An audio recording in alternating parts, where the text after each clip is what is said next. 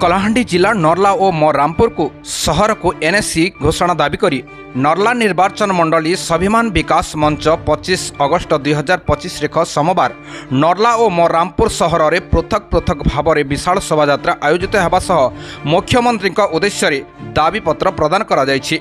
नर्ला block अध्यक्ष दुर्गा प्रसाद महांती संयोजना और मंच सभापति रोमांचल साहू नेतृत्व में अनुष्ठित कार्यक्रम में दलमत निर्विशेष शताधिक जनता सामिल होते नर्ला और मो रामपुर को एनएससी घोषणा दाबी दोहराई। विगत सरकार समय रे नर्ला और मो रामपुर को एनएससी मान्यता घोषणा करा जायथिला, किंतु किछि दिन तले राज्य सरकार पक्षरु प्रकाशित होइथिबा नूतन एनएससी मान्यता तालिका रे नर्ला और मो रामपुर नाम नाही। सरकार एही वैमात्रिक कार्यर घोर विरोध करिछि नर्ला निर्वाचन मंडली स्वाभिमान विकास मंच। समस्त योग्यता मानदंड पूरण करने सत्वे मध्य नर्ला और मो रामपुर को एनएससी तालिकारु बाद पड़िबार सहजरे ग्रहण करिपारुनाहंती स्थानीय जनता। तेणु राज्य सरकार तुरंत कलाहांडीर एही दुई सहर को एनएससी और मान्यता घोषणा करने दाबी होछि। एने नर्ला निर्वाचन मंडली स्वाभिमान विकास मंच पक्षरु नर्ला डाकबंगलू एक शोभायात्रा बाहरी नर्ला पंचायत समिति कार्यालय में पहुंची सेठारे नर्ला बीडीओ विपिन बिहारी दिम को मुख्यमंत्री उद्देश्य एक दाबीपत्र प्रदान करा जायछि।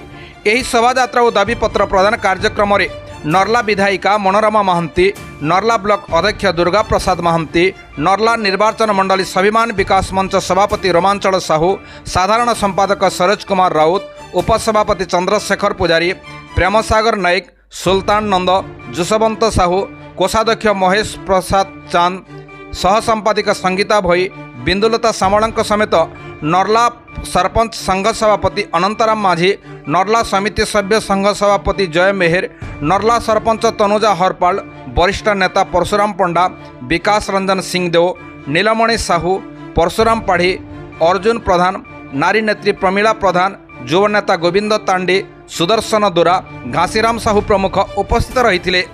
अनुरूप भावे मो रामपुर मध्य एनएससी मान्यता नहीं मंच पक्षरु शोभायात्रा और दाबीपत्र प्रदान करा जायछि।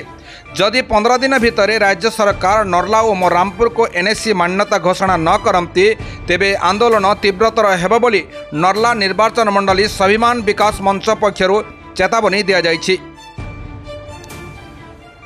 State crime bureau chief Umashankar Mishra report, solid news.